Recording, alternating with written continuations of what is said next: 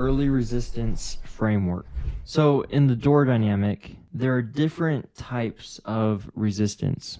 In this video, we're going to cover what do we do with early resistance, or like resistance in the first 30 seconds, couple minutes, when they're really just like, nope, not interested, I'm good, a million people have come by, I already looked into it, whatever it is, right? They kind of just try to brush you off. They don't even really know what you're doing or why you're there. What I want to cover here is most early resistance can be avoided, first of all, by not triggering it, or second of all, getting ahead of it. Now, because if we can just avoid the early resistance altogether, I mean, that's way better than triggering resistance and then having to deal with it. So how can we avoid triggering resistance? The number one way to trigger resistance is to bring up your solution too early. Like, you ever had someone say, oh yeah, my bill's $600, and you're like, oh, well, we can cut that in half. And they say, okay, thanks. Do you have a card? It's like, what? Right? Like, you brought your solution up too early. We need to go deeper. Go watch some of the videos on actually probing, clarifying, active listening, going to the emotional level, because that's where it happens, where our potential customers, right, they're going to be able to persuade themselves when we get to that emotional level. So first of all, don't trigger it by bringing up your solution too early. Another form of bringing up our solution too early is going for the appointment too early, right? In the conversation, if we go for the appointment, we'll trigger resistance, because that's, in a way, our solution on the doorstep is setting an appointment as the next step. So when they do say, oh yeah, my bill's $500, rather than say, I can cut that in half, you say, okay, like, how long has that been going on for? How does that affect you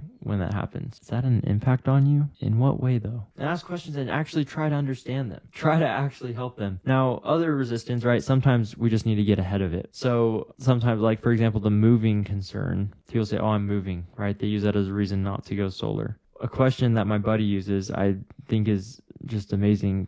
Right off the bat, he says, you guys selling the place? And if they say no, then they can't say they're moving if they're not selling the place, right? And if they are, if they're like, yeah, we're moving, we're selling, you find out right away, dude. You save so much time. Another one is like using a time constraint, saying, yeah, I can't stay long. I only have a few minutes. I got an appointment I got to get to. I apologize. I don't have a ton of time here. I just wanted to stop for a quick sec. Whatever it is, put a time constraint on your conversation so they don't feel like you're about to sit there and yap all the time. But in case of resistance, if you trigger resistance, or sometimes you don't even trigger it, they just throw it out there, what do? The number one thing with early resistance, or really any concern or resistance or any composure, I need you to stay composed. The moment you get offended, you're done. The moment you break composure, your shoulders go up, you start talking fast, you start shaking, you start like uncontrollably stuttering. Yeah, like you're done, like it's over. So the moment that they throw out early resistance, I'm not good, I don't need it, had a million people come by, we've already looked into it, whatever it is, the moment they say that, I need you to slow down, take a breath, and then you're going to go through this 4-step formula for changing the context, because their resistance, their concern, their reason, whatever it is, it's only valid in the current context. So if we can change the context, we can change the allowable behavior. Like an extreme example of this, so you can understand how this works. You knock on the door, they say, oh, you're selling solar? Yeah, I'm not interested. I'm good. I don't need it. And then say that it wasn't a solar salesperson. It was their long lost cousin, that their brother or some family member. Say, oh, no. Like, we're actually related. We're like brothers, and we were separated at birth. And I found you. I tracked you down. I wanted to say hi. Context, totally different. Are they still going to close the door? Do they not have time? Are they still good? Are they already looked? No, context, totally different, right? And so their behavior is going to be different. And you can use that exact same principle with your own door approach and your own offer as well. So 4-step formula. Yeah, that's not a problem. This is different. Take it away. Question.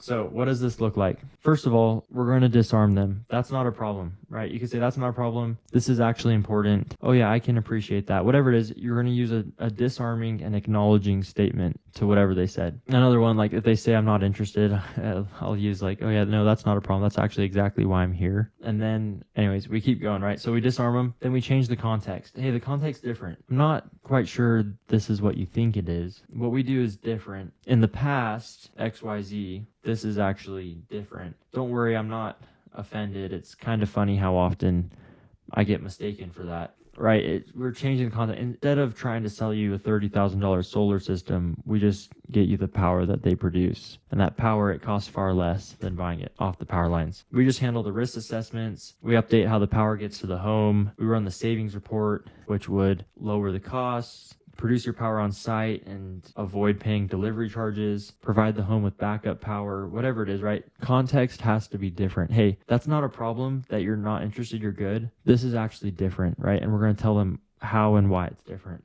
But then we're going to take it away. But it doesn't always work out, right? Like what it would lower the electric cost, but I don't even know enough about your situation to know if that would be an option for you yet. We are getting a little ahead of ourselves. Keep in mind that this isn't something you just do. I'm just step one.